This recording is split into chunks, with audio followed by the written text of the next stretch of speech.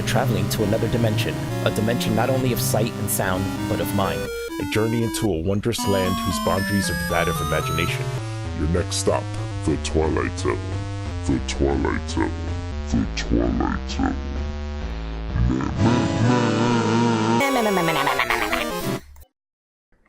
Hey, what's up, guys? Alf here. I was gonna wait for the whole season of the new Twilight Zone to end before I did before I talked about it, but I think this will probably be better. I'm gonna do the first half of the season, so the season has 10 episodes. They all haven't aired yet, so I'm gonna start with the first 5 and go from there. And then after the season ends, I'll do the last 5. I'm gonna start by saying it is not good. They tried to take the old Twilight Zone and modernize it and bring it to the, and try to capture what made the original great. But I think they missed the point completely. One of the things they missed that I think a lot of people don't realize is what makes Twilight Zone really good and stick in your mind is they're kind of like modern day fables or contemporary fables, at least at the time, right? In the 1959 to 1963. But that's what gives it its long-lasting effect, and what makes it stick in your mind is they're very fable-like. The new one doesn't do that. The new one doesn't feel like they're fables at all. Another issue I have with them is the hour-long format. It just doesn't work. They end up doing all these things that are unnecessary, adding all this extra stuff that you don't need in there that kind of ruins the story. If you only have 30 minutes to write a story of this kind, you have to... then you end up just focusing, or at least having to focus on the plot, and you won't get lost. In the hour-long thing, they kind of get lost in the plot. By the time you get to the end, and I'll tell you right now, so far, first 5 episodes, every one of them has a shitty ending that does not work. It's just lame, they're not memorable, there's nothing good about their endings.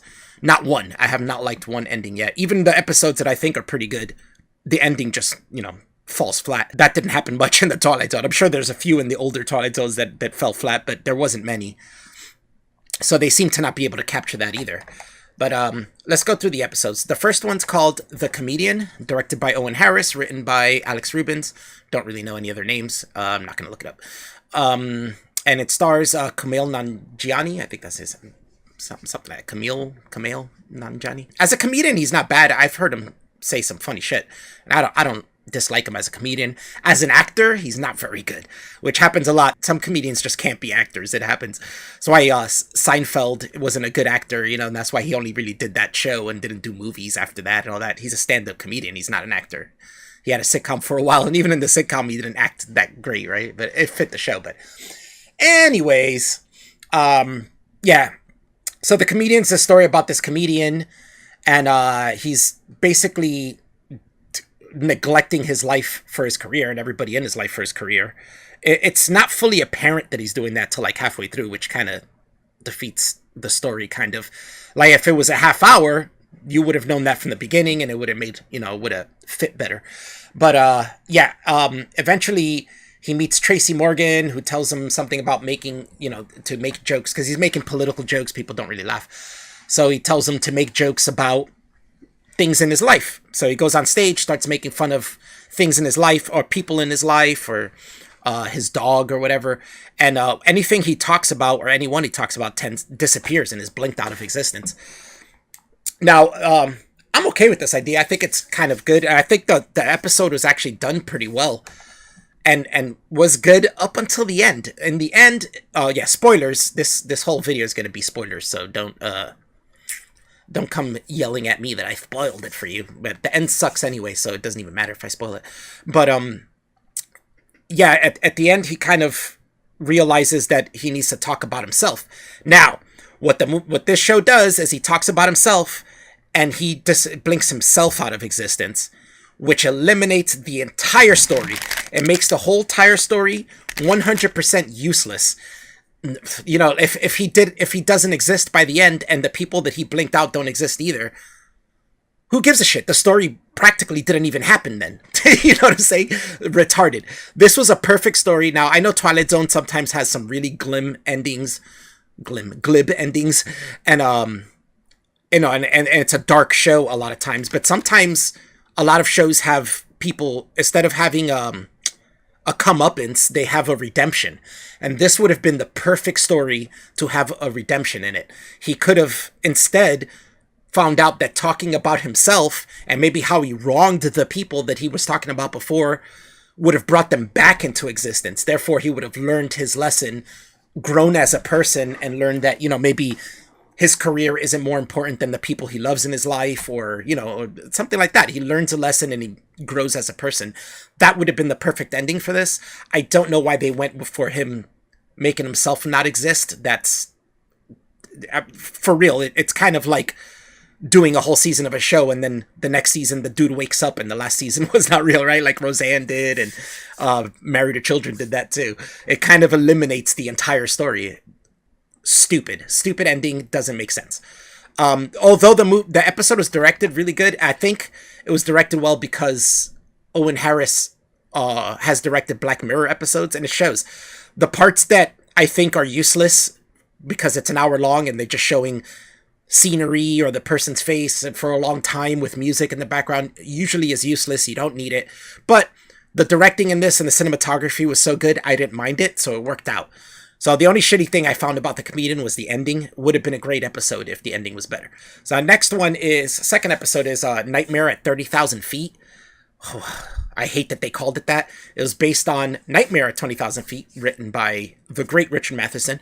And that Twilight Zone episode is a classic, with William Shatner seeing a gremlin on the wing of a plane. Nobody believes him. Blah, blah, blah, blah.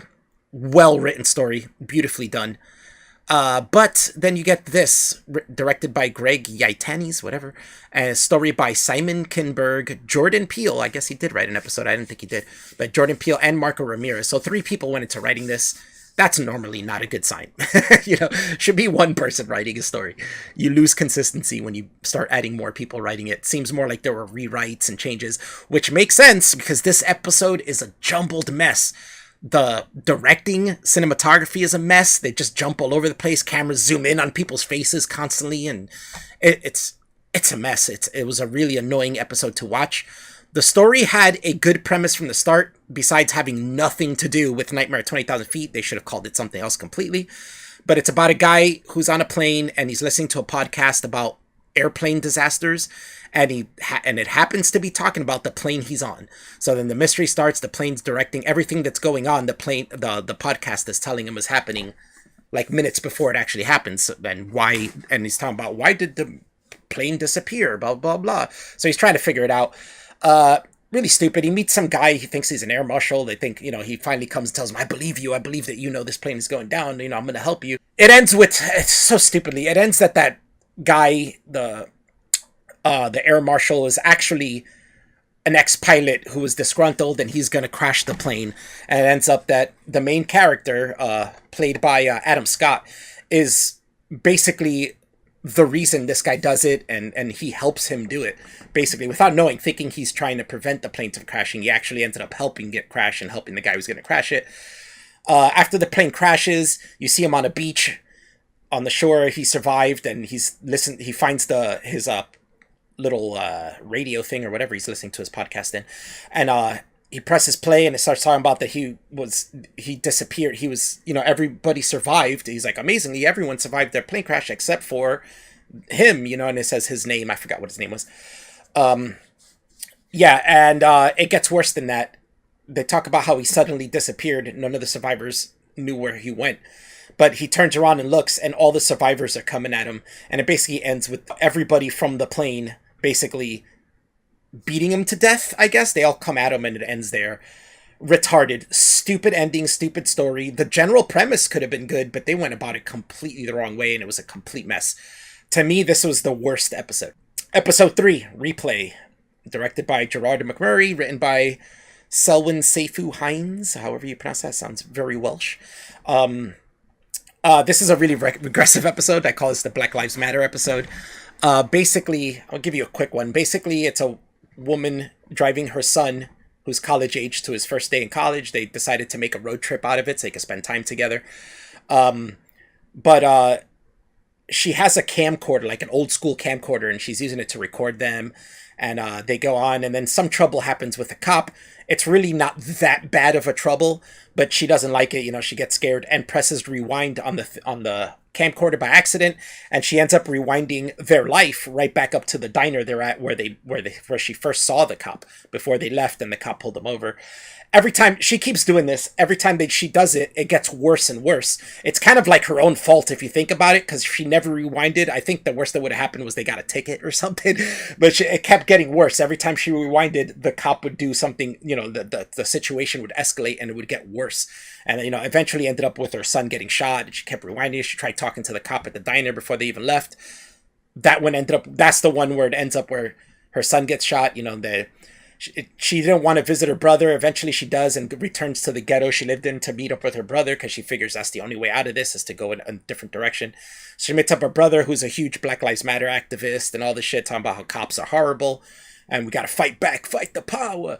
And eventually she ends up dropping her son off at college, and the cops get there right when she's pulling them over, and they're all holding their guns at him, point their guns at him. But all the students in the front rise up, and they're all like, oh, and basically, you got to go through us kind of thing. So, the cops leave, they get away with it, and she's like, yeah, finally. So now, this is where it's not a bad story at this part, but I'm going to tell you how they could have made it so much better, because it's extremely regressive and very one-sided and stupid. But, the ending is really stupid, and again, makes no sense, as with a lot of the endings. So basically, they're a lot older. The mom has white hair now. The son has a daughter who's like 4 or 5, so it has to be like a decade later. But yeah, the girl walks away. The little girl likes the camera, so she walks away with it. This is where I thought they were going to end it cool, but they didn't. And then suddenly, I think the son hears something outside or something. A doorbell rings, so he goes outside, and then the mom gets up. The little girl drops the camcorder, and it breaks, and then you see sirens, the lights of sirens. So basically they're saying the cops came for him and killed him or something horrible was going to happen, but they end it there. Makes no sense. Why after 10 years did the cops go after him? They don't explain that. They don't, did he do something bad? Maybe the cops are justified in this situation, because we have no idea. The cops just randomly showed up. I'm sure he did something to have the cops come, right? I'm sure it wasn't like they held a grudge for 10 years and waited those 10 years to come after him, Stupid ending. What they could have done better, not just the ending, what they could have done better for the entire episode was when she went to visit her brother, who was a Black Lives Matter activist and all, like, Black Power kind of stuff. They could have showed the extremity of that side, right? You have a cop who is racist and doing fucked up shit and acting like a dick.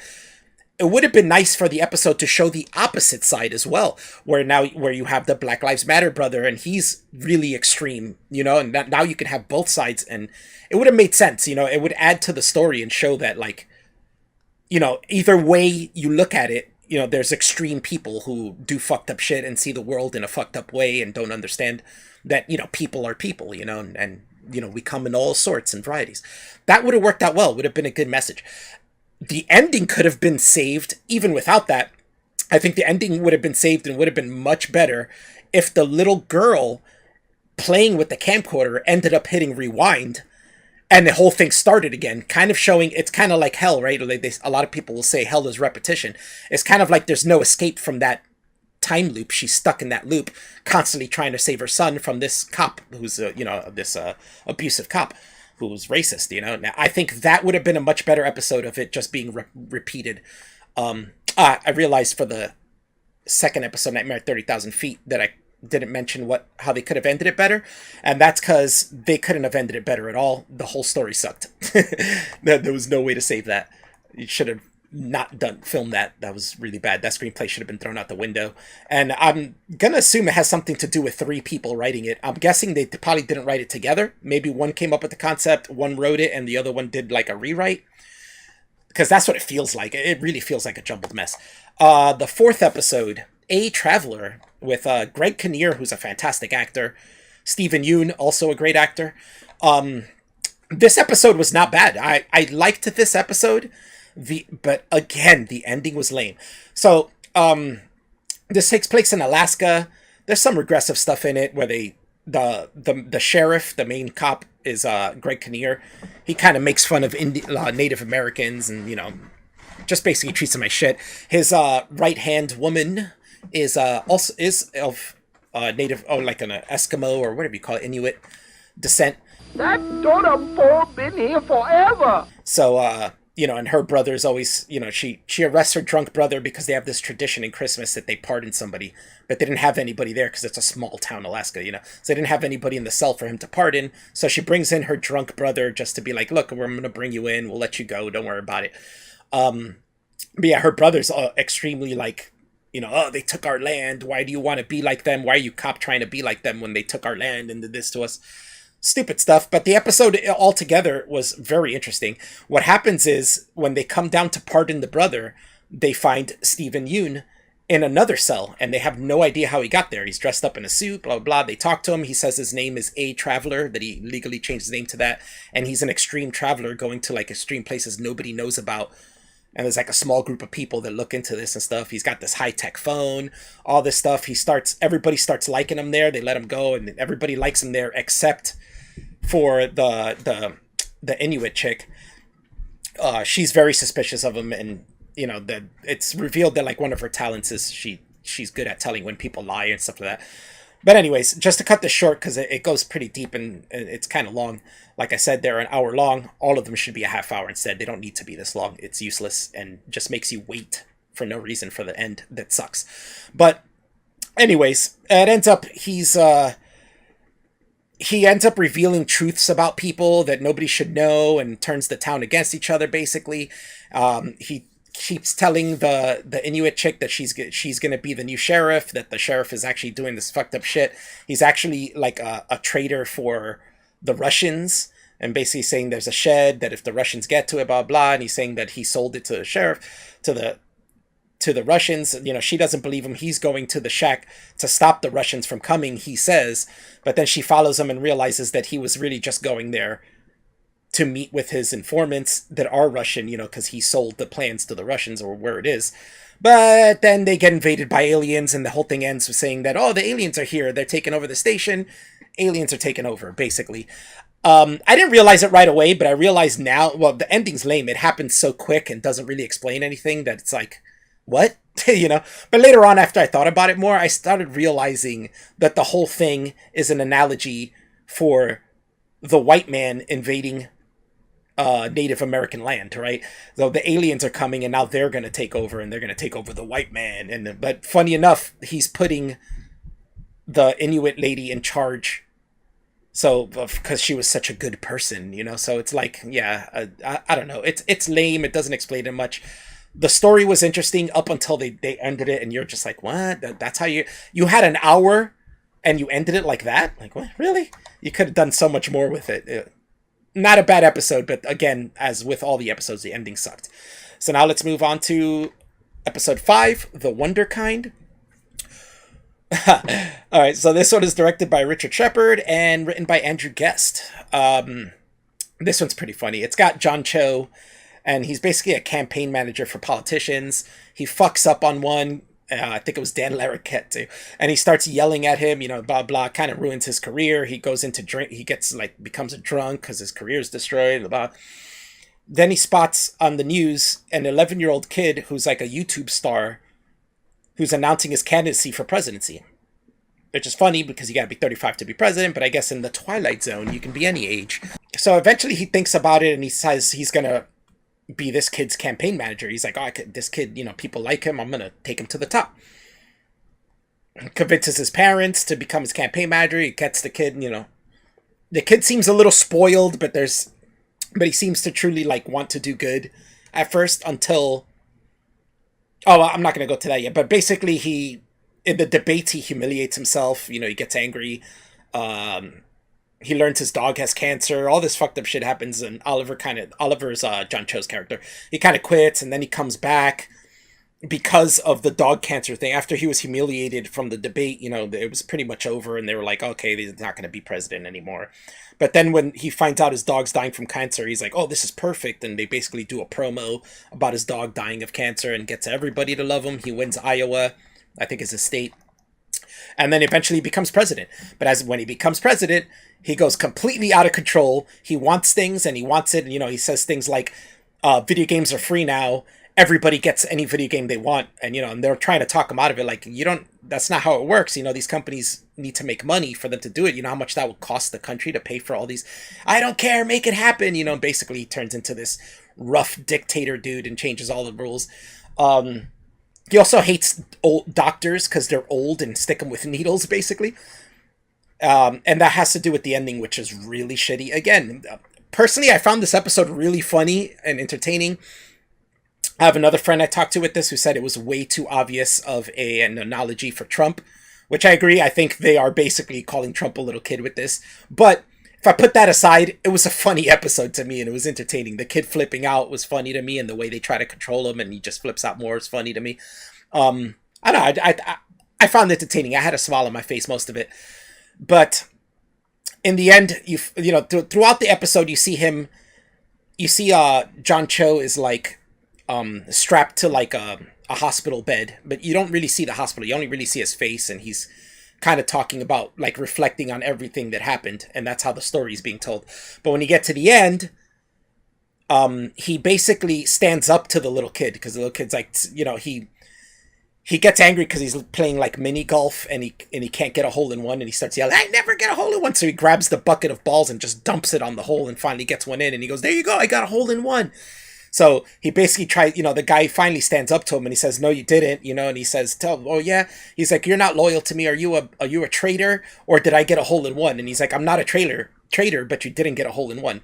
So after he says that, the kid goes, he's got a gun, and all his fucking, and the Secret Service shoot up John Cho's character.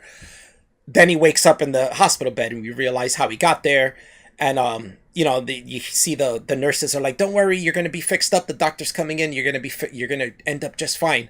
And then the doctor comes in, and you see it's a little kid, because the little kid president made it illegal for old people to be doctors. So now only little kids can be doctors. Ha ha ha. What a great ending. That's perfect.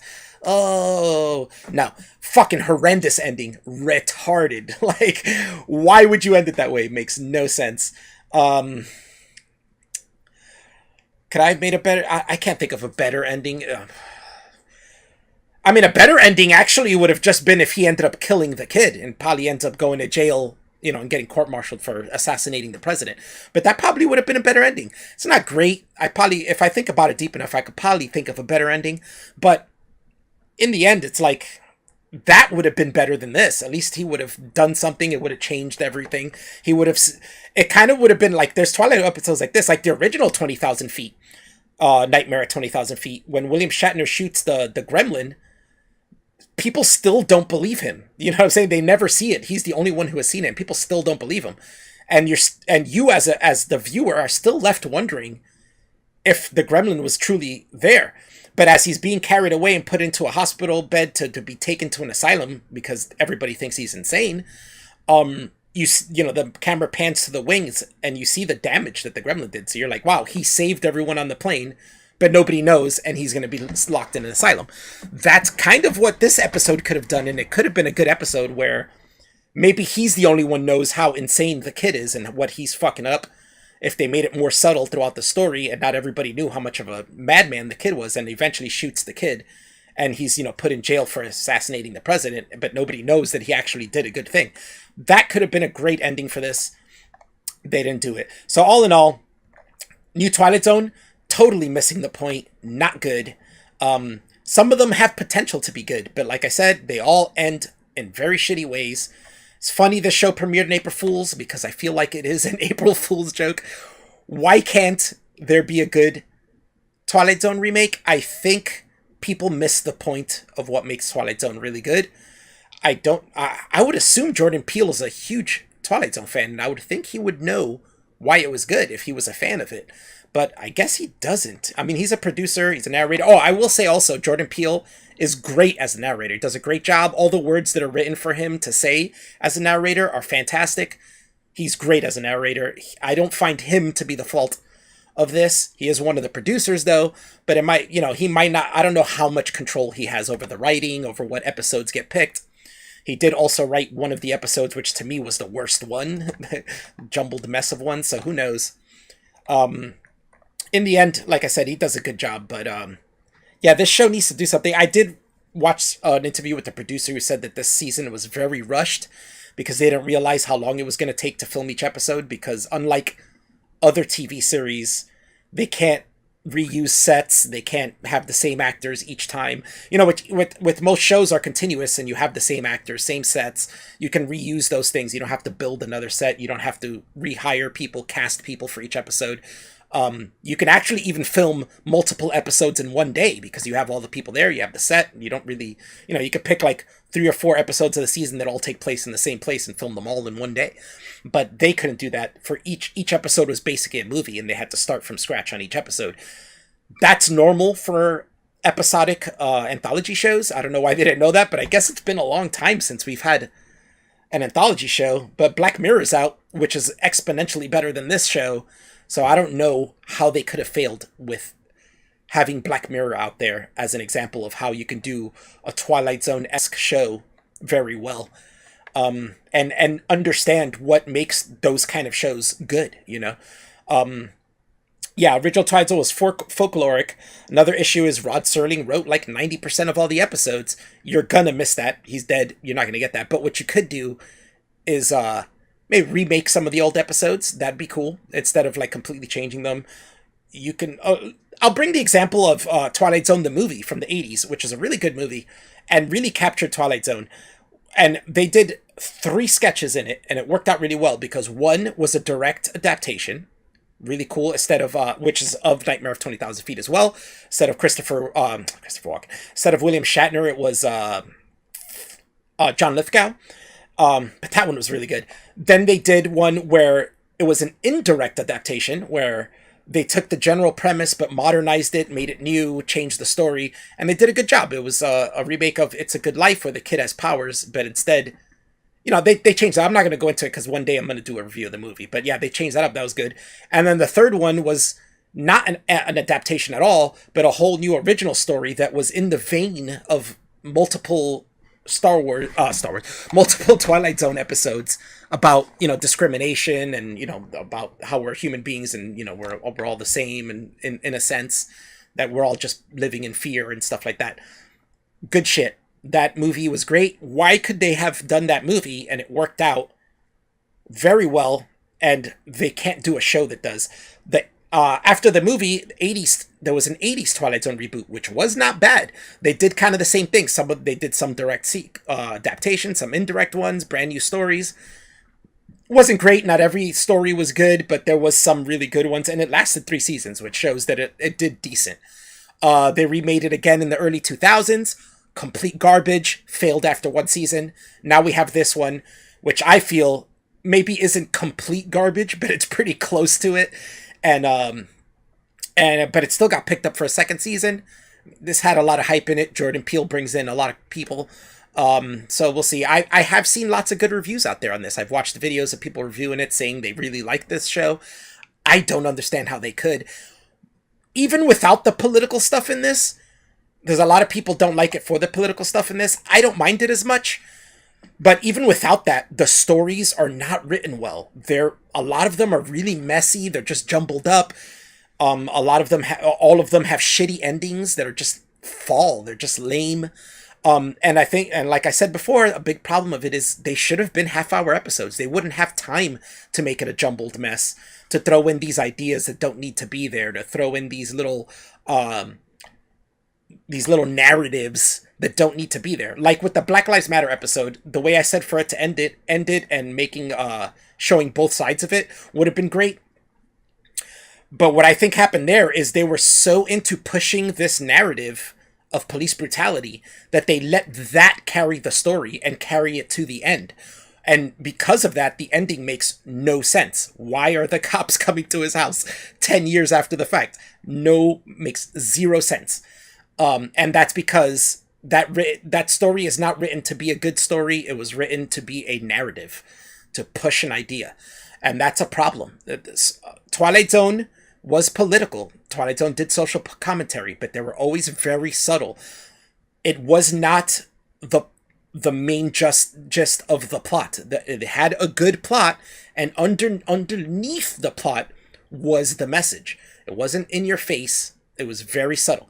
And that's a problem that this show seems to have, is they're not keeping it subtle. They don't understand that. They don't understand that Twilight Zone were fable stories. Fables don't give you their theme or morality straight to your face. They give it to you in the form of a story, and you find out what the message or fable is from the mistakes that people make.